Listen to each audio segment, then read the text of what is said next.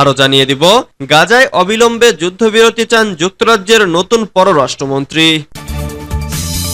সর্বশেষ জানিয়ে দিব, কম্বোডিয়ায় সামরিক হেলিকপ্টার নিখোঁজ। এতক্ষণ শুনছিলেন সংবাদ শিরোনাম, এবারে বিস্তারিত।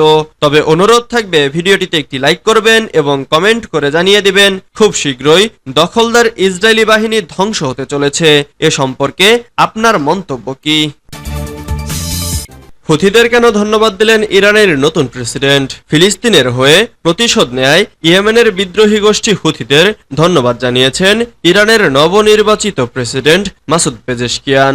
রোববার 14 জুলাই হুথি আন্দোলনের সর্বোচ্চ রাজনৈতিক পরিষদের প্রধান মাহদি আল মাসাতের সঙ্গে ফোনালাপে ইরানের প্রেসিডেন্ট বিভিন্ন ক্ষেত্রে সানা ও তেহরানের মধ্যে সম্পর্ক জোরদার করার আশা প্রকাশ করেন।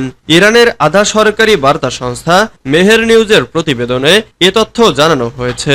ফোনালাপে ইয়েমেনের সুপ্রিম পলিটিক্যাল কাউন্সিলের চেয়ারম্যান মাহাদি আল মাসাদ ইরানের প্রেসিডেন্ট নির্বাচিত হওয়ায় মাসুদ পেজেশকিয়ানকে ধন্যবাদ জানান। একই সঙ্গে ফিলিস্তিনের নির্যাতিত জনগণকে সমর্থন করার ক্ষেত্রে ইরানের ইসলামী বিপ্লবের নেতা এবং ইরানের জনগণের অবস্থানের প্রশংসা করেন। ইরানের নবনির্বাচিত প্রেসিডেন্ট পেজেশকিয়ান ফিলিস্তিনি জনগণের হয়ে সাহায্য করার জন্য ইয়েমেনি সরকার এবং জনগণের সাহসী সিদ্ধান্তের প্রশংসা করেন। খুলিতে লাগতো গুলি, শেষ মুহূর্তে ঘাড় ঘুরিয়ে বেঁচে যান ট্রাম্প। একদম ঠিক সময়ে ঘাড় ঘুরিয়েছে ট্রাম্প, না হলে ঠিক মাথার খুলিতে লাগতো বুলেট। আর সেটা ধরা পড়েছে নতুন একটি ভিডিওতে। তাতে দেখা যায় ডোনাল্ড ট্রাম্পের কানের উপরের অংশে যখন গুলিটা ছুঁয়ে বেরিয়ে যায়, সেই মুহূর্তে মাথাটা ঘুরিয়ে নিয়েছিলেন তিনি। স্লো মোশনের ভিডিওটি দেখে শিউরে উঠেছেন নেটিজেনরা। তাতে দেখা যায় পেনসিলভানিয়ার মঞ্চে দাঁড়িয়ে ভাষণ দিচ্ছেন সাবেক মার্কিন প্রেসিডেন্ট ট্রাম্প। এ সময় নিজের স্বভাব মতো বারবার ঘাড় ঘোরাতে থাকেন তিনি। আর একবার ঘাড় ঘোরানোর ঠিক পরেই কানে কিছু একটা অনুভব করেন। কানে হাত দেওয়ার পরে রক্ত দেখে মাথা নামিয়ে ফেলেন। সম্ভবত তখন গুলির শব্দ শুনতে পান। ততক্ষণে মার্কিন সিক্রেট সার্ভিসের এজেন্টরা এসে তাকে পুরোপুরি ঘিরে ফেলেন, তাকে পুরোপুরি গার্ড করে রাখেন। সেই মুহূর্তে ঠিক কি হয়েছিল সেটার ব্যাখ্যা দিয়ে ট্রাম্প বলেন, আমায় লক্ষ্য করে গুলি চালানো হয়েছিল, যা আমার কানের উপরের অংশ ভেদ করে চলে যায়। শো করে আওয়াজ শোনার পরই আমি বুঝতে পেরেছিলাম যে কিছু একটা গড়বড় হয়েছে। তারপরই অনুভব করি যে আমার চামড়ার মধ্য দিয়ে বুলেট চলে গিয়েছে। ইউক্রেনের আরো এলাকা দখল রাশিয়ার। ইউক্রেনে রাশিয়ার সামরিক সাফল্য অব্যাহত রয়েছে। পূর্ব ইউরোপের এই দেশটির আরো এলাকা দখল করেছে রুশ সামরিক বাহিনী। একদিনে ইউক্রেনের 25টি ড্রোন ধ্বংস করার দাবি করেছে রাশিয়া। সোমবার পৃথক প্রতিবেদনে এই তথ্য জানিয়েছে বার্তা সংস্থা রয়টার্স ও এএফপি। রয়টার্সের প্রতিবেদনে বলা হয়েছে, রাশিয়ার সামরিক বাহিনী ইউক্রেনের পূর্বাঞ্চলীয় দনেতস্ক অঞ্চলের উরোজাইন গ্রামের নিয়ন্ত্রণ নিয়েছে। রাশিয়ার প্রতিরক্ষা মন্ত্রণালয় রবিবার এই তথ্য জানিয়েছে। এই তথ্য নিশ্চিত হলে চলতি বছরের ফেব্রুয়ারিতে কৌশলগত শহর অভদিভকা দখল করার পর রুশ বাহিনীর ধারাবাহিক সাফল্যের মধ্যে এটি হবে সর্বশেষ সাফল্য।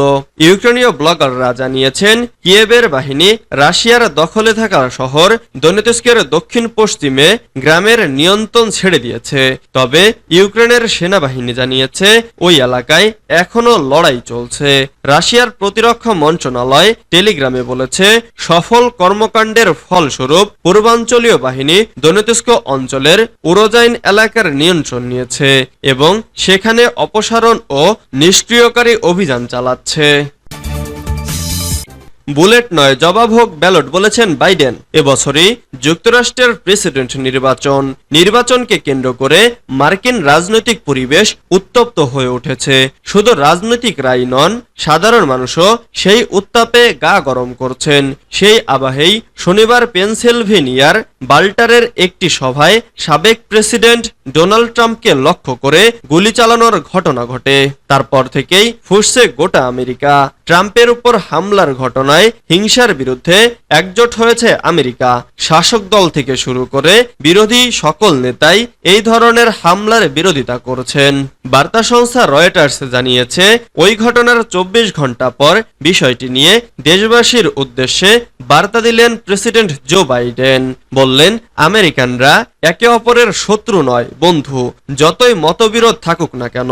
পাশাপাশি দেশবাসীকে শান্ত থাকার আবেদন জানিয়ে বাইডেনের বার্তা, বুলেট নয়, মতপার্থক্যের জবাব ব্যালট বাক্সে দিন। ট্রাম্প এখনো ভালো আছেন, সুস্থ আছেন, এই কথা জানতে পেরে আমি খুবই কৃতজ্ঞ।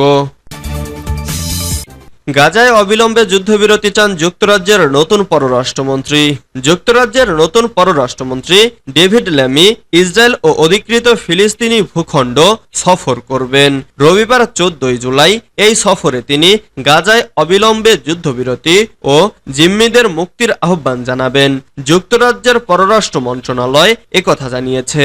ইসরায়েলের প্রধানমন্ত্রী বেনিয়ামিন নেতানিয়াহু এবং ফিলিস্তিনের প্রেসিডেন্ট মাহমুদ আব্বাসের সঙ্গে সাক্ষাৎ করবেন ল্যামি। পররাষ্ট্র মন্ত্রণালয়ের বিবৃতিতে বলা হয়েছে, দ্বিরাষ্ট্র সমাধানের দিকে একটি বিশ্বাসযোগ্য এবং অপরিবর্তনীয় পথ প্রতিষ্ঠার পক্ষে তিনি মত তুলে ধরবেন। ল্যামি বলেছেন, গাজায় মৃত্যু ও ধ্বংস সহ্য করা যায় না। এই যুদ্ধ এখনই শেষ করতে হবে। উভয় পক্ষের সম্মতিতে অবিলম্বে যুদ্ধবিরতি হওয়া উচিত। নেতানিয়াহুর সঙ্গে যুক্তরাজ্যের 680 টন ত্রাণ গাজায় প্রবেশের বিষয়ে ল্যামি আলোচনা করবেন বলে জানিয়েছে ব্রিটিশ পররাষ্ট্র মন্ত্রণালয়। জুলাই মাসের প্রথম সপ্তাহে ল্যামির লেবার পার্টি বিপুল ব্যবধানে জয়ী হয়ে ক্ষমতায় এসেছে। মুসলিম সংখ্যাগরিষ্ঠ এলাকায় অসন্তোষ থাকা সত্ত্বেও গাজা নিয়ে দলটি নিজেদের অবস্থান স্পষ্ট করেছে। তারা বলেছে, মধ্যপ্রাচ্যে দীর্ঘমেয়াদী শান্তি ও নিরাপত্তা তাদের মনোযোগে থাকবে।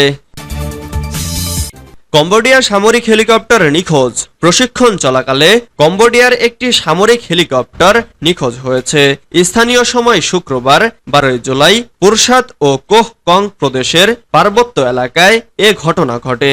কম্বোডিয়ার প্রতিরক্ষা মন্ত্রণালয়ের এক বিবৃতিতে জানানো হয়েছে, প্রশিক্ষণ চলাকালে ইলাস পর্বতমালায় দেশটির বিমান বাহিনীর সদর দফতরের সাথে হেলিকপ্টারটির যোগাযোগ বিচ্ছিন্ন হয়ে যায়। বৈরী আবহাওয়ার কারণেই এ দুর্ঘটনা ঘটেছে।